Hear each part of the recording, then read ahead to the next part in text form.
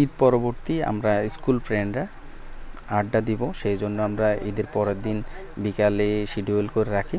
তো আমরা বিকাল থেকে এক এক করে আসতে শুরু করে সন্ধ্যা পর্যন্ত 20 জনের মতো হলাম। এরপরে আমরা নবাব রেস্টুরেন্টে গেলাম, নাপিতের পোল মাইজদি। ওখানে যাওয়ার পরে আমরা বসলাম, এক এক বিষয়ে এক একজনের সাথে দুষ্টমি, আড্ডা, ছবি তোলা, ভিডিও করা। এছাড়াও অবিবাহিতদের যারা রয়েছে, লিডার ইয়াসিন, রুবেল সহ অন্যান্যরা, তাদের বিবাহের বিষয়ে আলাপ হলো, কবে তারা বিয়ে করবে। এর পরবর্তীতে আমরা ফ্রেন্ডরা যেন আরও বেশি একজনের প্রতি একজন যোগাযোগ রাখার বিষয়গুলো আসে, আন্তরিকতার বিষয়গুলো আসে। তো আমরা একটা বিষয় সিদ্ধান্ত নিয়েছি, যেন আমরা একটা সংগঠনের মতো করব, যেন আমাদের ফ্রেন্ডদের মধ্যে আরও বেশি যোগাযোগ সৃষ্টি হয় এবং আমরা অর্থনৈতিকভাবে স্বাবলম্বী হতে পারি। এছাড়াও আরও অনেক বিষয় আলাপ হয়।